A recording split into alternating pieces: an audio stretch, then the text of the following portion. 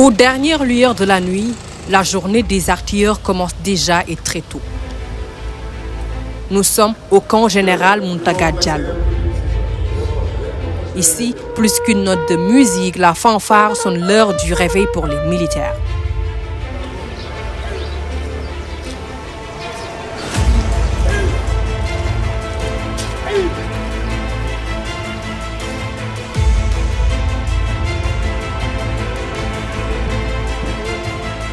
Aux aguets devant le commandant du bataillon, le rassemblement du matin constitue un moment clé du début de la journée. Il permet de diffuser les ordres du jour, de s'assurer de la présence des effectifs et d'échanger sur d'éventuelles informations.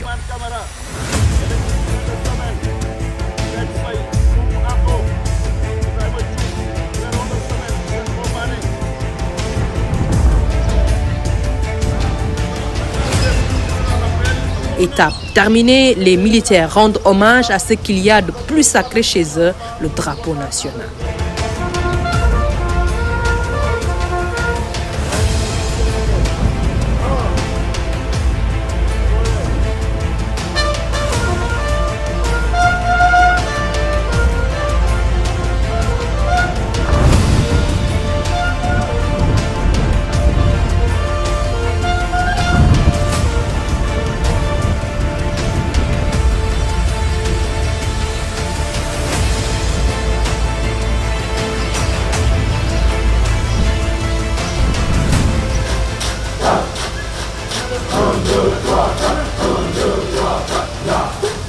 Né de la compagnie d'armes lourdes, communément appelée CAL, le premier bataillon de l'artillerie est créé en 1969.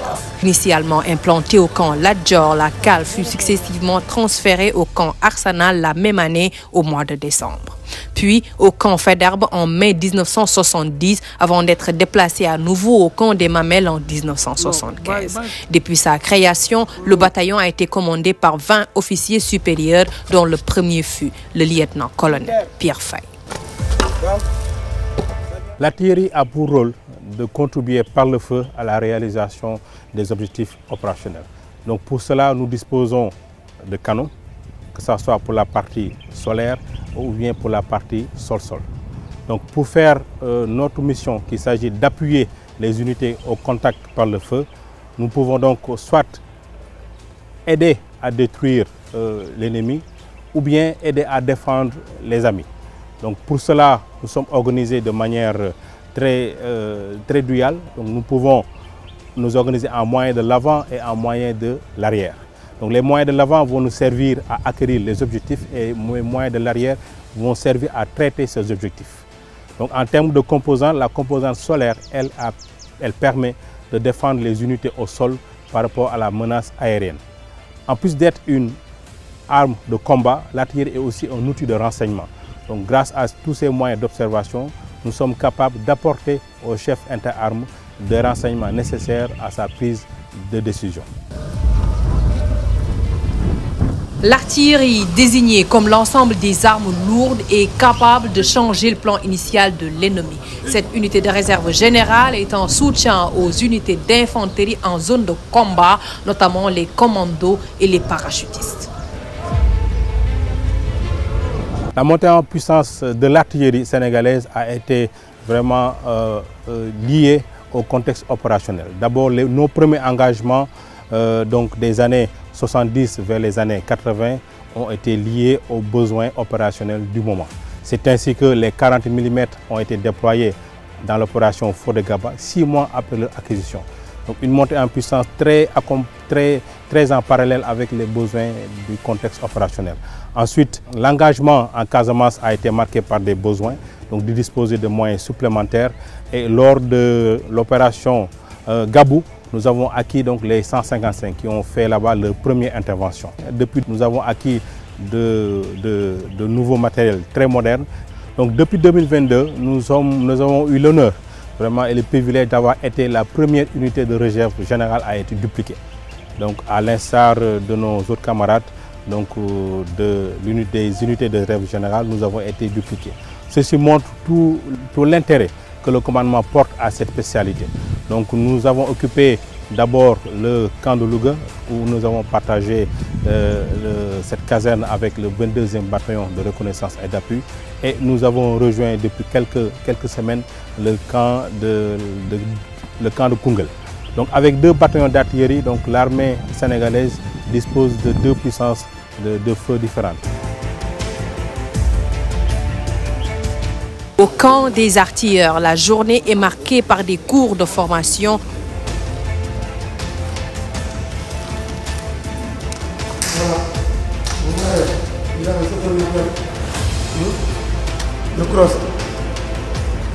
En contact permanent avec les armes, il est primordial d'avoir une parfaite maîtrise de son outil de guerre, du fusil au canon. Fils du Ninki Nanka, l'artilleur est avant tout un soldat qui doit maîtriser son arme individuelle.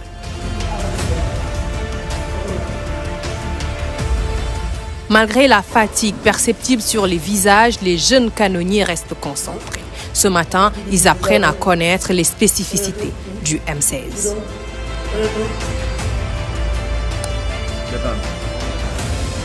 C'est bon.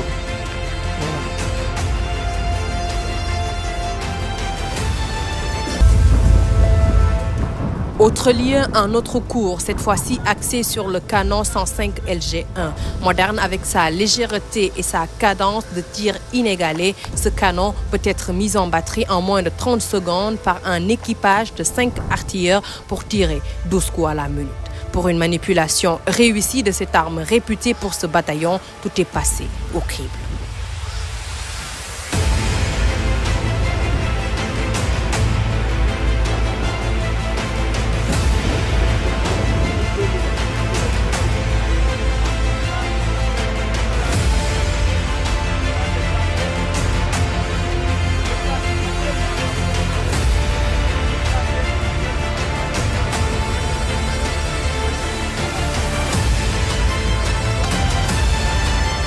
Même si l'artilleur n'est pas directement au contact avec l'ennemi, il joue un rôle crucial sur le champ de bataille en contribuant à la protection et au succès des forces terrestres. C'est pourquoi il est important, voire obligatoire, d'avoir une parfaite aisance en topographie et en renseignement. Sur les artères du camp, les éléments de la batterie LRM lance-roquettes multiples s'entraînent.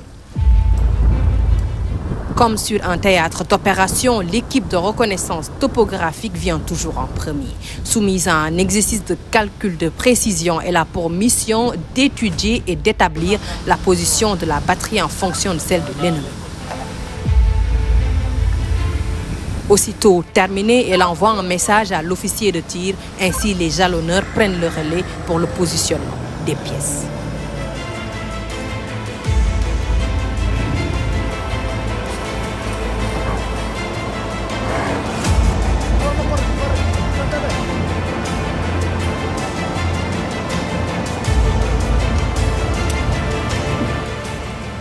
Cette batterie lance-roquettes multiples a participé avec brio à plusieurs missions opérationnelles. Elle a été déployée dans différentes opérations en zone militaire numéro 5, notamment à Bindjaloum, Bouniak, Nord Bignona en 2022, avec des résultats fort appréciables. On met ici chaque lanceur sur son emplacement. C'est-à-dire, une fois arrivé, on fait le plan d'implantation. Chaque pièce, ses coordonnées, face à la direction de tir indiquée. Donc, une fois terminé, le PT, celui qui dirige le tir, il coordonne le tir, il donne chaque pièce les éléments de tir.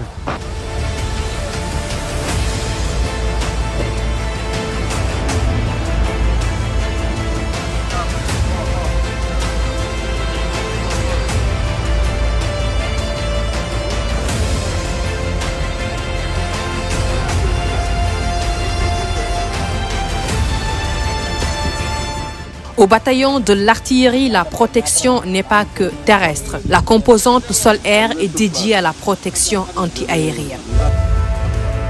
Équipée de matériel sophistiqué, elle est capable de détecter la présence d'une menace aérienne.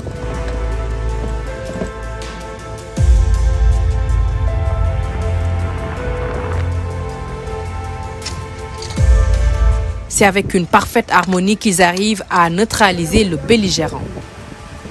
Dans le cadre de cette manœuvre aujourd'hui, nous avons reçu comme mission d'assurer la défense anti-aérienne d'une batterie de 105 LG1.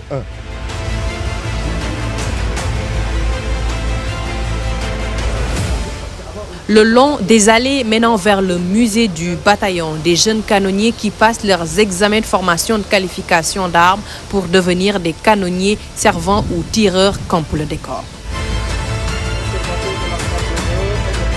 L'archivage étant important dans l'armée, ce musée niché au sein du camp offre une meilleure compréhension de l'histoire de ce bataillon. Nous avons ici quelques photos de nos des anciens artilleurs. Là, nous avons nos attributs spécifiques d'armes, c'est-à-dire notre insigne de corps, notre patte décollée, notre insigne de corps, par exemple l'insigne de corps, ça est là, hein, vous voyez, le monsieur là, il a porté l'insigne de corps. Donc notre patte décollée, notre équisson de bras. L'équisson de bras, c'est ce que moi j'ai porté comme ça, là, et puis c'est là. Hein. Là, nous avons quelques photos de notre fête patronale, la fête du bataillon d'artillerie, la fête du Ninki-Nanka. Vous savez, les artilleurs sont des enfants du Ninki-Nanka. Vous connaissez le Ninki-Nanka, non? Le Ninki-Nanka, c'est le dragon. Donc c'est ça. Tout ça, c'est les anciens, les photos des anciens artilleurs. Ici, nous avons c'est aussi, là où nous sommes, c'est le quartier Pierre-Faye.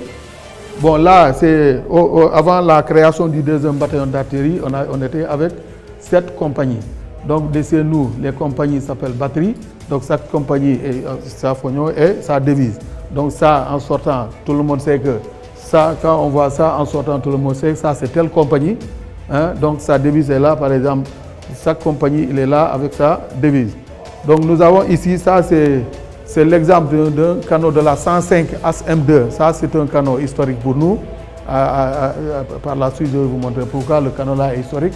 Parce que depuis même la création de la guerre de la Casamance, en 1997, c'était le seul canot qui était en Casamance. C'est un canot vraiment historique pour nous, le bataillon d'artillerie. Hein.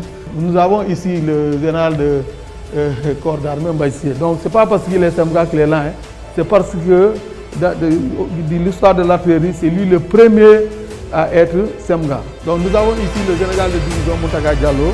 Le général Mountaga Diallo est une figure emblématique des forces armées sénégalaises, reconnu pour son engagement dans les opérations de maintien de la paix et son rôle au sein des missions internationales. En reconnaissance de son dévouement, le camp Bel-Air porte son nom. Ici, là où vous êtes là, c'est le bataillon d'artillerie. Donc ce quartier s'appelle... Il rejoint la compagnie d'armes lourdes en Casamance où elle a été déployée depuis les fameux événements de Santhiaba Mandjak de mai 1972. Il va prendre les commandements de l'unité et séjourner avec elle en Casamance avec une devise qu'il a imprimée très vite à tous ses hommes.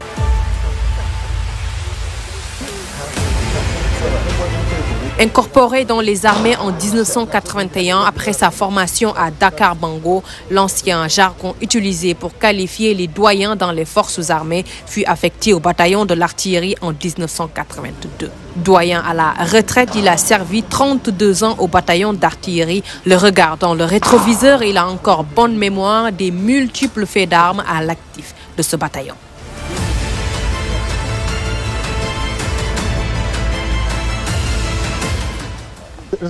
Elles sont nombreuses ces opérations. Je citerai Medina Mankagne, je citerai Babonda, je citerai Tamp, Guidel, Babodinka, Sekounaya, je citerai Nord-Signan, Niassia. Bref, la liste est loin d'être exhaustive. C'est des missions où l'artillerie a vraiment participé d'une façon très professionnelle. Depuis 1981, il y a eu ces hostilités. Mais il n'y a pas un lopin de terre où les rebelles peuvent dire ici, c'est notre territoire qui est conquis.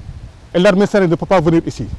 C'est grâce aussi à la compétence de l'armée et en particulier le bataillon d'artillerie. À tout moment, ils reçoivent les pélos. En Guinée-Bissau aussi, hein, on a eu à démanteler toutes les bases, bras. Et une anecdote en Guinée-Bissau, puisque quand on partait, on était venu avec la batterie de 105. La batterie de 105, sa portée maximale est de 11 km/h. Les rebelles, comme aussi c'est des tacticiens, ils ont dit que comme l'artillerie, sa portée à 11 km/h, ils vont faire leur base à 11 km/400. Donc on ne peut pas les atteindre. Et ils ont mis le reste, on ne peut pas progresser. Quand il y a eu l'accalmie, La batterie de 155 est venue la nuit. Ils n'étaient pas au courant. Automatiquement, les hostilités ont commencé. Il y a eu la relonge, parce qu'il y avait 11 km 100 avec les 105, mais les 155, ils peuvent tirer jusqu'à 20 km. Il y a eu cette relonge. Ils ont été surpris et on les a bombardés. Qui veut la paix se prépare à la guerre. C'est fort de cette locution d'origine latine que l'artillerie se prépare activement à la manœuvre nationale avec les autres bataillons de l'armée. S'entraîner pour vaincre, c'est tout un arsenal qui a été déployé sur le terrain. L'objectif de cette grande opération est de renforcer l'autonomie des armées en matière de conception, de planification et d'exécution d'opérations de grande envergure. Au signal du chef, les tirs sont envoyés.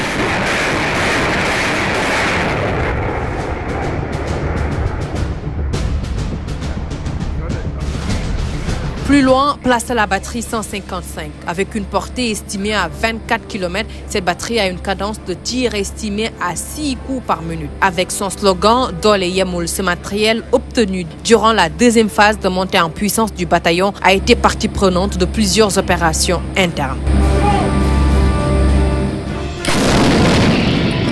La batterie 155 figurait dans l'ordre de bataille lors des opérations extérieures menées sous la bannière des Nations Unies comme au Mali dans le cadre de la mission multidimensionnelle intégrée des Nations Unies pour la stabilité du Mali ou sous celle de la CEDEAO comme en Gambie avec la mission de la CEDEAO MISCA. Depuis la fin du deuxième semestre 2022, l'artillerie est engagée dans une nouvelle phase inédite de montée en puissance avec la création d'un deuxième bataillon faisant de cette spécialité la première URG à être dupliquée. Quels que soient les changements de paradigme et les mutations de la guerre, l'artillerie demeurera toujours le roi du champ de bataille. En tout temps, en tout lieu, les artilleurs répondent toujours présents.